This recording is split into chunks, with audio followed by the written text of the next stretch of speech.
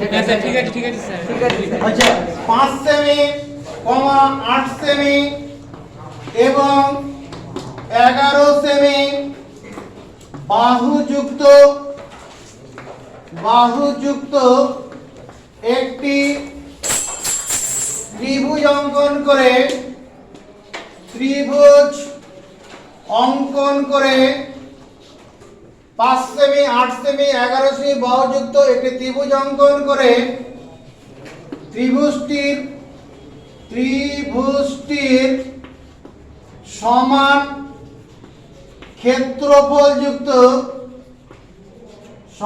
ক্ষেত্রফলযুক্ত একটি আয়তক্ষেত্র আঁকো।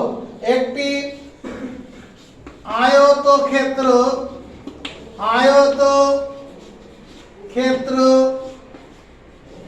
আঁকো দাঁড়ি যার একটি কোণ কয়কার মধ্যাহ্ন একটি প্রদত্ত কোণের সমান। একটি প্রদত্ত কোণের কয়কার মধ্যাহ্ন একার প্রদত্ত কোণের সমান এবং একটি বাহু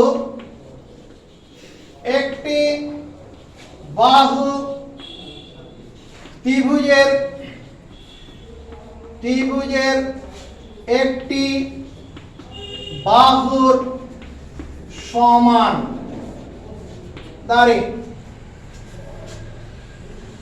এত পুরো লেখাটা বলছি না? হ্যাঁ স্যার। 5 সেমি, 8 সেমি, 11 সেমি বাহুযুক্ত একটি ত্রিভুজ আঁকো। এটা প্রথম কথা। অঙ্কন করে ত্রিভুজটি সমান ক্ষেত্রফলযুক্ত একটি আয়তক্ষেত্র না করে তাহলে এটা সামান্তরিক হবে।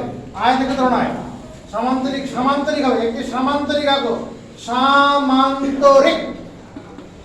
সামান্তরিক আঁকো যার একটি কোণ প্রদত্ত কোণের সমান এবং একটি বাহু ত্রিভুজের একটি বাহুর অর্ধেক। এটা অর্ধেক।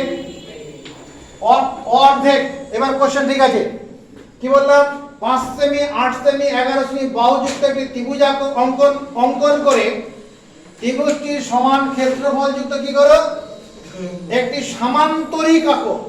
সামান্তরিক মানে এইরকম দেখতে ছবি হবে, যার একটি কোণ একটি প্রদত্ত কোণের সমান এবং একটি বাহু ত্রিভুজের একটি বাহুর অর্ধেক। বুঝছে? দেখতে না পেলে পিছনে দাঁড়িয়ে পড়বে। আমার আঁকাটা এইরকম হবে। আমি এইরকম একটা ত্রিভুজ বানাবো। এদিকে তাকাও, আমার সঙ্গে একমত হও। এইরকম একটা ত্রিভুজ বানাবো। এই বাহুটা 5 সেমি, এদিকের বাহুটা 8 সেমি আর এই বাহুটা 11 সেমি। প্রথমে এই কাজটা করি, এইরকম কাজটা প্রথমে করি। এই তুই ওখানে যাও, ওখানে পাঠা এখানে, তোর জন্য পিছনে ছেড়ে অসুবিধা হবে। প্রতিদিন আসবো, এই ঝামেলা মেটাবো এখানে। কি করবো?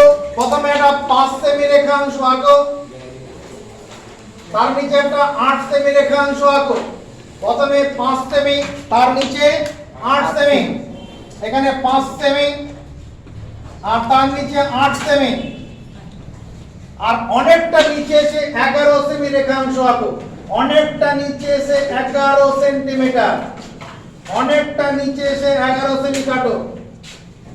এখানে 5 সেমি, তার নিচে 8 সেমি, অনেকটা নিচে এসে 11 সেমি রেখাংশ টানো। এটার নাম দাও বিসি। এর দৈর্ঘ্যটা কত? 11 সেমি, 11 সেন্টিমিটার। প্রথমে আমার ত্রিভুজটা আঁকতে হবে। 5 সেমি, 8 সেমি, 11 সেমি বাহুযুক্ত ত্রিভুজ আঁকতে হবে। আরে কম্পাস কোথায়?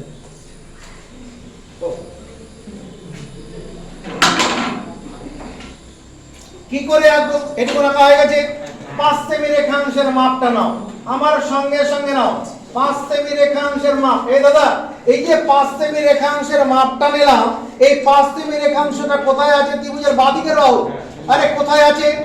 আরে বি বিন্দুতে কম্পাস বসে দেড় চাপ কেটে, বি বিন্দু বাঁদিকে চাপটা কাটলাম, বি বিন্দুতে কম্পাস বসিয়ে চাপ কাটো। এবার 8 সেমি রেখাংশের মাপটা নাও আমার সঙ্গে সঙ্গে।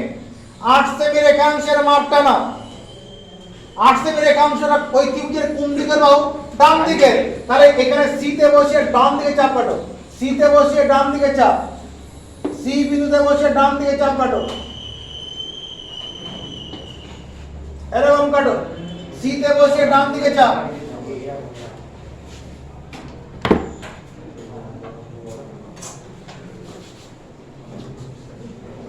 আর এই ছেদ বিন্দুটার নাম দাও এ। এর কি নাম দেব? এ। এর সঙ্গে বি যোগ করো। এর সঙ্গে সি যোগ করো। এর সঙ্গে বি যোগ করলাম, এর সঙ্গে সি যোগ করলাম। তাহলে এবিটা কত? এবি রেখাংশের দৈর্ঘ্য 5 সেমি আর এসি এর দৈর্ঘ্য 8 সেমি। দেখো তো যা কোশ্চেন বলেছে তার প্রথম অংশ হয়ে গেল কিনা? 5 সেমি 8 সেমি 11 সেমি বাহুযুক্ত একটা ত্রিভুজ এঁকেছি। কোশ্চেন এটা শেষ নয়। ত্রিভুজটি সমান ক্ষেত্রফলযুক্ত একটি সামান্তরিক আঁকো যার একটি কোণ একটি প্রদত্ত কোণের সমান এবং একটি বাহু ত্রিভুজের একটি বাহুর অর্ধেক। তাই তো? আমি এই রকম একটা যদি কাজ করি, মনে করো একটা কোণ এখানে আছে, এই কোণটা মনে করো 25 ডিগ্রি হতে পারে, 40 ডিগ্রি যাই হোক, এই যে কোণটা আছে এই যদি আমি এখানে একটা কাজ করি, এই রকম একটা ত্রিভুজ বানাই, এরকম এই কোণটা মনে করো একটা প্রদত্ত কোণ আর এইটুকুনটা হচ্ছে ত্রিভুজের একটা বাহুর অর্ধেক। বললাম তাহলে যদি এই রকম একটা সমান্তরিক বানিয়ে ফেলি তাহলে এবার হবে কি না? হবে তো। ত্রিভুজ সমান সামান্তরিক এইরকম হবে, ছবিটা এরকম হবে। তাহলে কি করে করব? কি করে? এটা প্রদত্ত কোণ হিসাবে তুমি একটা এই 40 ডিগ্রির মতো কোণ এঁকে নাও। চাঁদা দিয়ে থাকলে ভালো, আর না থাকলে চোখের আন্দাজে এইরকম একটা প্রদত্ত কোণ হিসাবে এটা এঁকে নাও। এটাকে আমি নাম দিলাম থিটা। এটা উচ্চারণ হচ্ছে থিটা, এক্স লিখলেও হয়। আমি থিটা হিসাবে নাম দিলাম থিটা। এটাই প্রদত্ত কোণ। এবার অঙ্কন প্রণালী। অঙ্কন প্রণালী কয় রকম আকার? মধ্যাহ্ন আকার, লয় দীর্ঘে। অঙ্কন প্রণালী। স্যার কোনটা 40 ডিগ্রি করব? 40, 45, 50 যা খুশি ধরলেই হবে।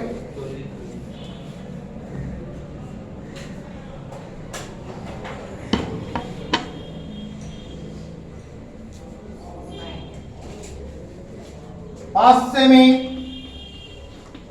8 সেমি এবং 11 সেমি, 11 সেমি বাহুযুক্ত ত্রিভুজ এ বি সি আঁকলাম। 5 সেমি, 8 সেমি এবং 11 সেমি বাহুযুক্ত ত্রিভুজ এ বি সি আঁকলাম। সবাই আঁকতে পেরেছিস? আমাদের মেনু কার্ডে কি আছে? এই ত্রিভুজের সমান ক্ষেত্রফল যুক্ত একটি সামান্তরিক অঙ্কন করো যার একটি কোণ একটি প্রদত্ত কোণের সমান এবং একটি বাহু ত্রিভুজের সমান বাহুর একটির অর্ধেক। তাই তো? এবার এই কাজটা করব। ভূমি BC কে ডি বিন্দু দ্বারা সমদ্বিখণ্ডিত করে ভূমি BC কে ডি বিন্দু দ্বারা সমদ্বিখণ্ডিত করে। এবার সমদ্বিখণ্ডিত কি করে? আরে কম্পাস হাতে নাও। ভূমি BC কে ডি বিন্দুতে সমদ্বিখণ্ডিত করি। কম্পাস হাতে নিয়েছি। বি তে কম্পাস বসে BC এর অর্ধেকের বেশি ব্যাসার্ধ নিয়ে আমার সঙ্গে সঙ্গে কথাগুলো মুখস্থ করো। বি বিন্দুতে কম্পাস বসিয়ে BC বাহুর অর্ধেকের বেশি ব্যাসার্ধ নিয়ে উপরে চাপ নিচে চাপ। বি বিন্দুতে কম্পাস বসিয়ে BC বাহুর অর্ধেকের বেশি ব্যাসার্ধ নিয়ে উপরে চাপ নিচে চাপ। একই ব্যাসার্ধ নিয়ে সি বিন্দুতে কম্পাস বসিয়ে উপরে চাপ নিচে চাপ। তাহলে কি হলো? দেখো উপরে নিচে দুটো ছেদ বিন্দু তৈরি হলো না? যেটা করলাম সেটাই তুমি পরীক্ষার খাতায় করবে, তোমার বাড়ির মাস্টারমশাই নয়। এরকম স্কেল বসাবে। স্কেল বসিয়ে দুটো বিন্দু করা স্কেল বসালাম, যেখানে এখানে BC বাহুকে ছেদ করবে দাগটা, লাইন টানলে পরে পুরো যোগ করে দিলে লম্ব সমদ্বিখণ্ড হতো। শুধু এখানে এই চিহ্নটা দেবে, এটার নাম দেবে ডি। এটা সমদ্বিখণ্ড বিন্দু হয়েছে, এটা সমদ্বিখণ্ডিত। পুরো লাইন টানতে বলিনি, এটা সমদ্বিখণ্ড হলো বুঝলাম কি করে? এদিকে তাকারে বি থেকে ডি পর্যন্ত মাপ কিছু তাকাও, বি থেকে ডি পর্যন্ত কম্পাস দিয়ে মাপ দিলাম, দেখো ডি থেকে সি সেই পর্যন্ত মাপ হলো। বি থেকে ডি পর্যন্ত যতটুকু মাপ, ডি থেকে সি ততটা আছে, তাহলে সমদ্বিখণ্ডিত হয়েছে। কথাটা বুঝতে পারলাম? তাহলে এই লাইনটা মুখস্থ করি, এই লাইনটা মুখস্থ করি, ওরে ভূমি বিসিকে ডি বিন্দু দ্বারা সমদ্বিখণ্ডিত করি। কি করে করলাম বোঝা গেছে? বিসি বাহু বি বিন্দুতে কম্পাস বসিয়ে বিসি বাহুর অর্ধেকের বেশি ব্যাসার্ধ নিয়ে উপরে চাপ, নিচে চাপ, একই ব্যাসার্ধ নিয়ে সিতে বসিয়ে উপরে চাপ, নিচে চাপ। তাহলে এবার লাইন বসিয়ে বসালাম, সমদ্বিখণ্ডক বিন্দু পেয়ে গেলাম। এটা মুখস্থ করলাম। এই মুখস্থ করেছিস? হ্যাঁ আমার সেমি আর সেমি আরে আরে এই লাইন দ্বিতীয় লাইনটা তুমি বিসি কে ডি বিন্দুর দ্বারা সমদ্বিখণ্ডিত করি। হয়েছে? হ্যাঁ এইবার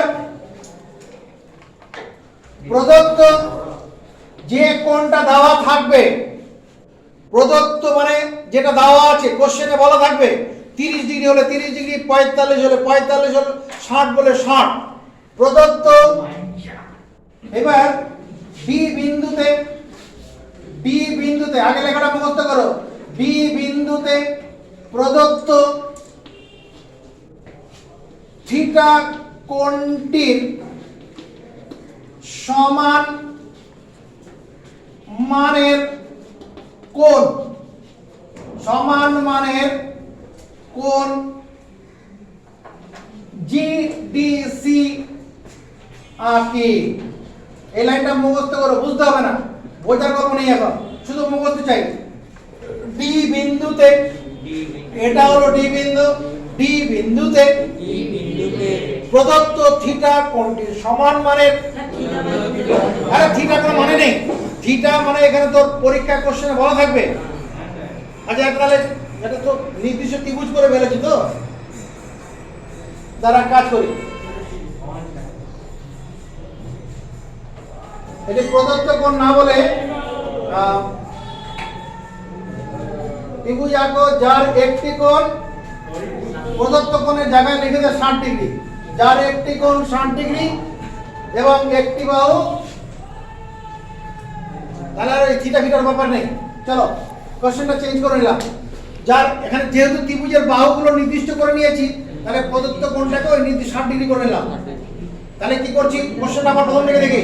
5 সেমি 8 সেমি 11 সেমি বাহুযুক্ত একটি ত্রিভুজ অঙ্কন করে ত্রিভুজটির সমান ক্ষেত্রফলযুক্ত সমান্তরিক আঁকো যার একটি কোণ 60 ডিগ্রি এবং একটি বাহু ত্রিভুজের একটি বাহুর অর্ধেক।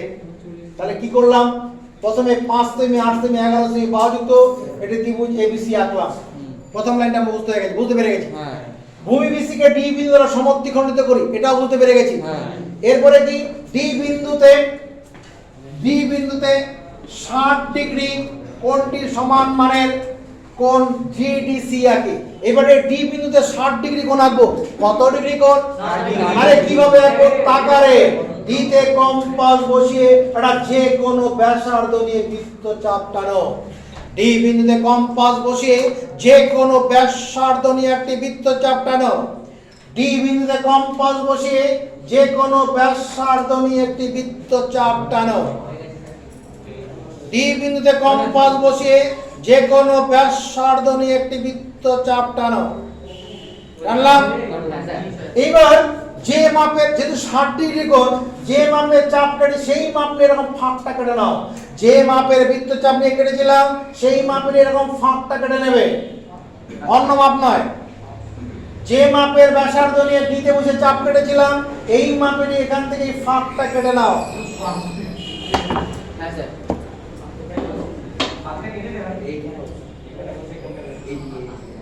ডি এর সঙ্গে এই বিন্দুটা যোগ করে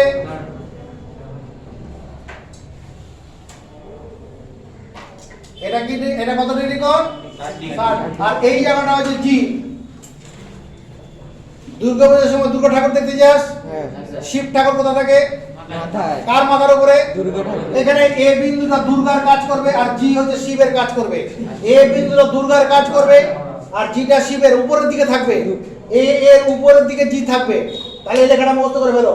ডি বিন্দুতে 60 ডিগ্রি কোণটির সমান মানের কোণ জিডিসি আঁকে। কিভাবে আঁকলাম বোঝা গেছে? জি তে বসিয়ে যে কোনো ব্যাসার্ধের জন্য চাপ কাটলাম, সেই মাপেরই ফাঁকটা কেটে নিয়েছি, 60 ডিগ্রি কোণ হয়ে গেছে। এইদিকে নজর, এইদিকে নজর, এলেটা মুখস্থ করো।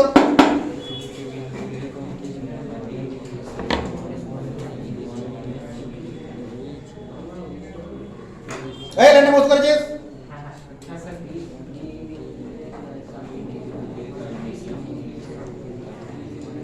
কার কার মুখস্থ হলো? সেকেন্ড লাইন মুখস্থ হলো?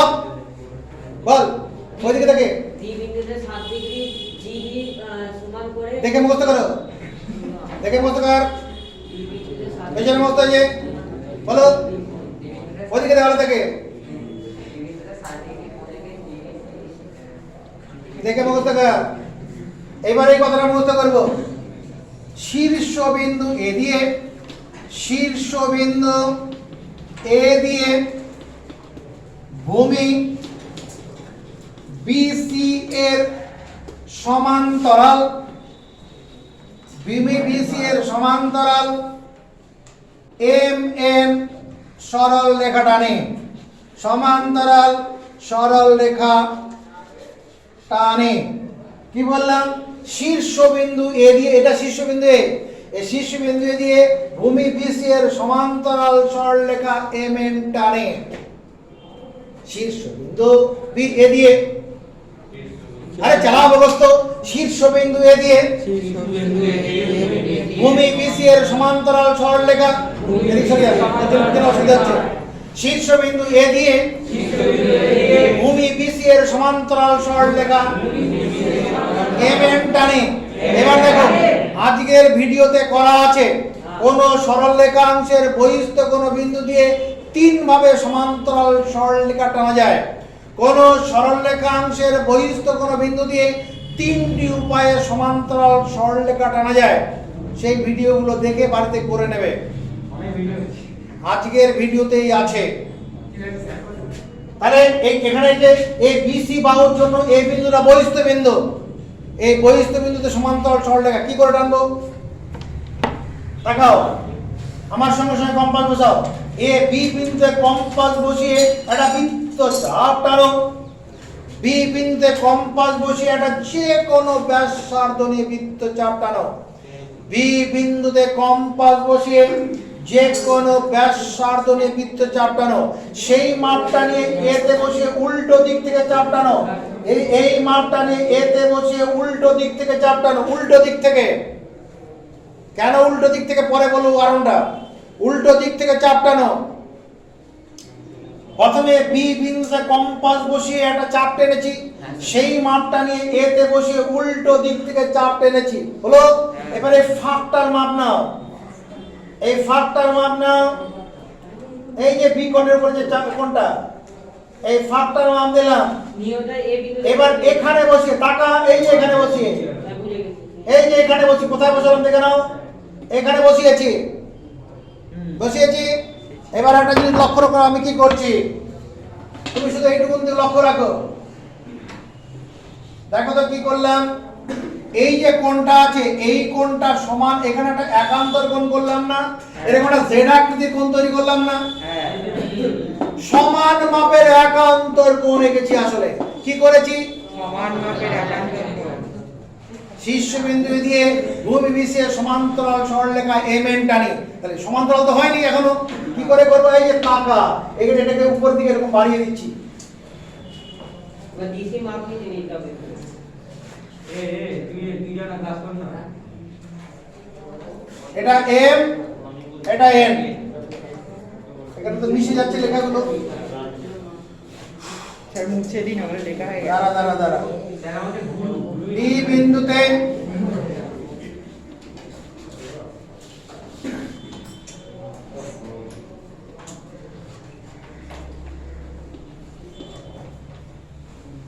এটা এন বিন্দু হয়েছে। তাহলে কি করলাম দেখো তো লেখাটা মিললো কিনা। শীর্ষবিন্দু এ দিয়ে ভূমি বিসি এর সমান্তরাল সরলরেখা এমএন টানি। কি করে টানলাম? সমান মাপের একান্তর কোণ তৈরি করে। এটা কি ক্লিয়ার হয়েছে? এই সমান্তরাল সরলরেখাটা আঁকলাম কি করে? সমান মাপের একান্তর কোণ তৈরি করে।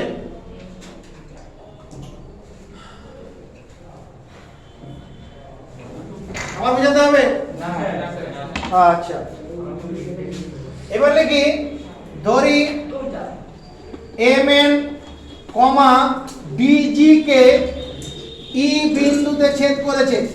ই বিন্দুতে ছেদ করেছে। ধরি এমএন কমা ডিজি কে এই বিন্দুটার নাম দেবো ই। ধরি এমএন কমা ডিজি কে ই বিন্দুতে ছেদ, এই বিন্দুটার নাম ই।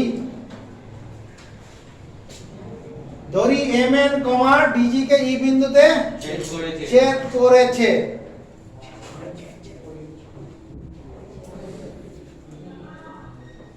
ধরি এমএন কমা ডিজি কে ই বিন্দুতে ছেদ করেছে। হয়েছে? এখনো তো সামান্তরিকে দেখা পাইনি, পাবি। এবার ডিসি রেখাংশের সমান ব্যাসার্ধ নিয়ে ডিসি সরল রেখাংশের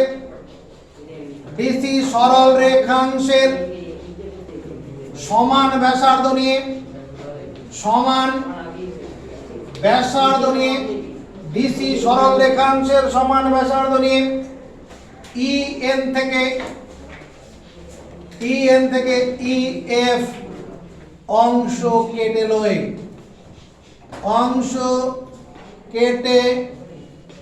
দাঁড়ি ডিসি সরল রেখাংশের সমান ব্যাসার্ধ নিয়ে ই এন থেকে ই এফ অংশ কেটে লয়। এইখানে ডিসি রেখাংশের মাপ নেব। এদিকে তাকাও, এই যে ডিসি রেখাংশ, এই ডিসি রেখাংশের মাপ নেই ই এন থেকে। এদিকে তাকাও, অপার দিকে তাকানো, ই এন থেকে ই এফ কাটবো। ডিসি রেখাংশের মাপ দিলাম। ডিসি রেখাংশ কেন? ডিসি তো একটা বাহু ভূমি, তার অর্ধেক তোর ভূমিটার নির্দিষ্ট দৈর্ঘ্য আছে, তার অর্ধেকেরও তো নির্দিষ্ট দৈর্ঘ্য আছে। তাই সরল রেখাংশ ডিসি রেখাংশ সমান ব্যাসার্ধ নিয়ে ই এন থেকে ই এফ কাটবো। এই বিন্দুটার নাম দাও এফ। এটা হচ্ছে এন আর এটা হলো এফ বিন্দু। এদিকে এটা হলো এফ বিন্দু। এফ কমা সি যুক্ত করি। এফ কমা সি যুক্ত করি।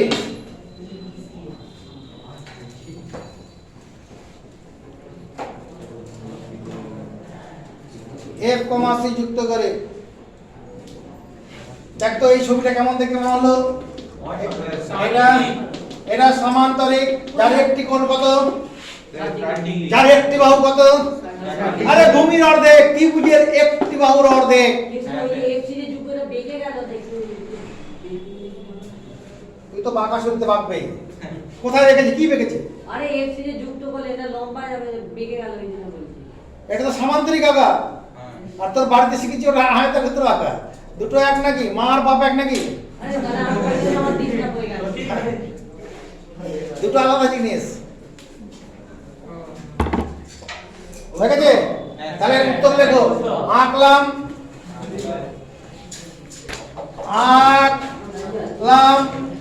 ত্রিভুজ এ বি সি সমান সামান্তরিক। আঁকলাম কি? ত্রিভুজ এ বি সি সমান সামান্তরিক। নাম কি? DC F E. DC F E আঁকলাম ত্রিভুজ এ বি সি সমান সামান্তরিক ডিসি এফ ই। লিখে নে, বলে দিচ্ছি। যার একটি কোণ 60 ডিগ্রি এবং একটি বাহু, যার একটি কোণ 60 ডিগ্রি এবং একটি বাহু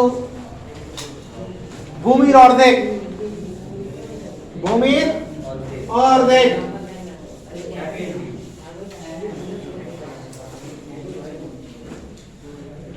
পরের কোশ্চেন 6.5 সেমি বাহুযুক্ত একটি সমবাহু ত্রিভুজ অঙ্কন করে ত্রিভুজ অঙ্কন করে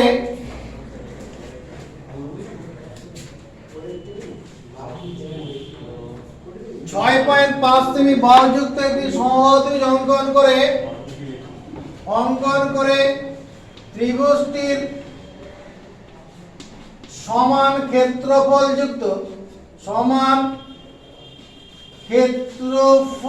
যুক্ত একটি সামান্তরিক আঁকো যার একটি কোণ, তাই হোক তোর কথাই মানি, যার একটি কোণ 45 ডিগ্রি। বইয়ের কোশ্চেন এগুলো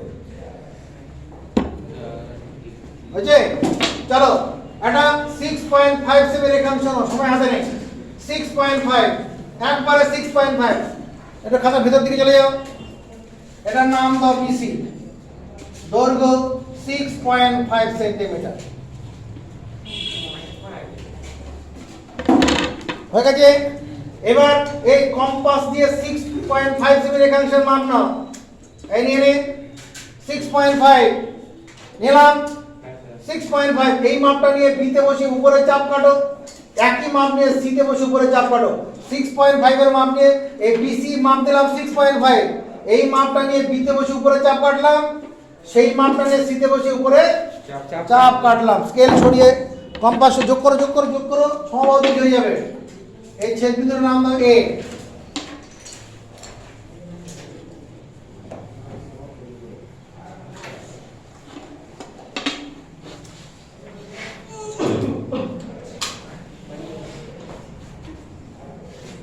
আমরা যে অঙ্কন পয়েন্টটা লিখিয়েছি ওটা পরীক্ষায় আসবে না, ওটা সম্পাদ্য করতে গেলে ওই নিয়মে এগোতে হবে। আমরা তাহলে কি করলাম? 6.5 সেমি বাহুযুক্ত সমবাহু ত্রিভুজ এঁকেছি। ত্রিভুজের সমান ক্ষেত্রফল যুক্ত কি আঁকতে হবে? সামান্তরিক, আর একটি কোণ 45 ডিগ্রি। কি করেছিলাম? ত্রিভুজটা আঁকার পরে কি করেছিলাম? দেখো ভূমি বিসিকে সমদ্বিখণ্ডিত করি। চলো করি। এখানে সমদ্বিখণ্ডিত করো। বিসি এর অর্ধেকের বেশি মাপ নিয়ে, আরে বি তে বসে উপরে চাপ নিচে চাপ। বি বিন্দু কম্পাস বসিয়ে বিসি বাহুর অর্ধেকের বেশি ব্যাসার্ধের উপরে চাপ, একই ব্যাসার্ধ নিয়ে সি তে বসে উপরে চাপ নিচে চাপ, একই ব্যাসার্ধ নিয়ে, এটা পড়ছে না কেন? ও ভাই এলো ছেদবিন্দু দুটো পেলাম। লেজেন্ড। আরে বাড়িতে তো হওয়াটা অস্বাভাবিক কিছু নয়, ঠিক আছে। এবার এই দুটো ছেদবিন্দুকে একসঙ্গে নিলাম, এদিকে তাকাও। এবার কি করবে? তুমি লাইনটা টেনে দাও, সমদ্বিখণ্ডক করে ফেলো। কেন করলাম উত্তর আমি এখন বলবো না, তুমি এটাকে সমদ্বিখণ্ডিত করে এটার নাম দাও ডি।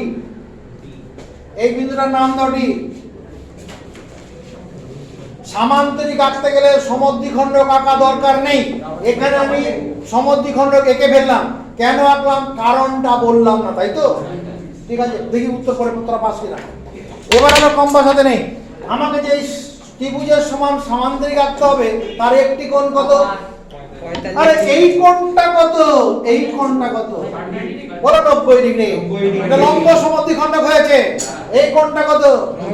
একে তো সমান দুই ভাগে ভাগ করলে কত ডিগ্রি কোণ তৈরি হবে? আরে সেটা করব। এবার সেই কাজটার উদ্দেশ্যে যাব। এবার ডি তে কম্পাস বসিয়ে এরকম একটা চাপ কাটবো। ডি তে কম্পাস বসিয়ে এরকম একটা চাপ কাটবো। বলো এই মাপটা নিয়ে এখান থেকে বসে চাপ কাটছি, এখান থেকে চাপ কাটছি। দেখো এখানে এই যে কাটলাম,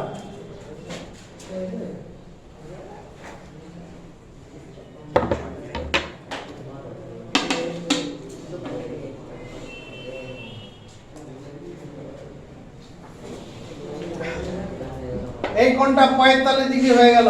তাহলে বুঝতে পারলে আমাকে এখানে লম্ব সমদ্বিখণ্ডকে রেখে করেছিলাম এই 45 ডিগ্রি কোণটা করার জন্য। না হলে যদি আমি ডি বিন্দু বের করে শুধু রাখতাম, আমাকে 45 ডিগ্রি কোণ করার জন্য অনেক কাঠখড় পোড়াতে হতো।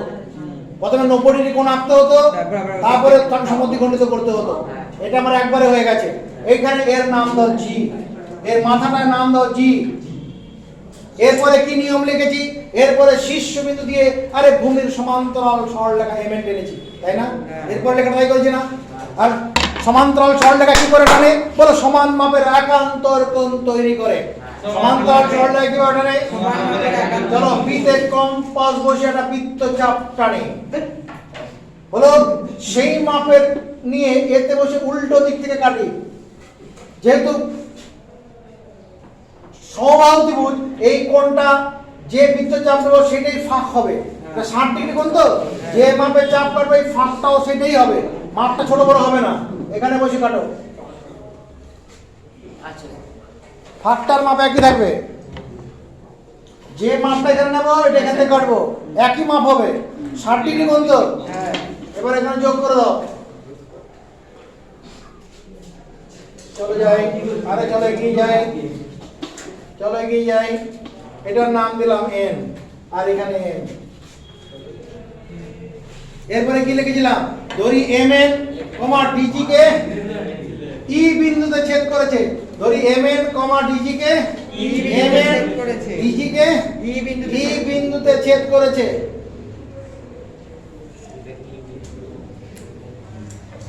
এরপরে কি করেছিলাম, ডিসি রেখাংশের সমান ব্যাসার্ধ নিয়ে, দেখো যা যা করেছি এখানে তাই করছি।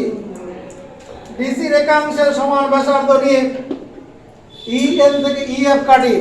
ডিসি রেখাংশের সমান ব্যাসার্ধ ই এন থেকে ই এফ কেটে নেই, এটার নাম হচ্ছে এফ। ডিসি রেখাংশের সমান ব্যাসার্ধ ই এন থেকে ই এফ কেটে লই, এফ কমা সি যুক্ত করি, এফ কমা সি যুক্ত করি। এইরকম যোগ করলাম, হলো? এটা কি আঁকা হলো? যার একটি কোণ কত? উত্তর লেখো। অঙ্কন করলাম,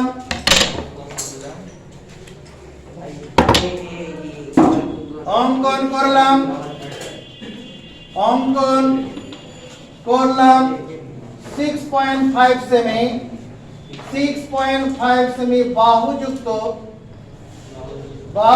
সমবাহু ত্রিভুজ, সমবাহু ত্রিভুজ এ বি সি এর সমান ক্ষেত্রফলযুক্ত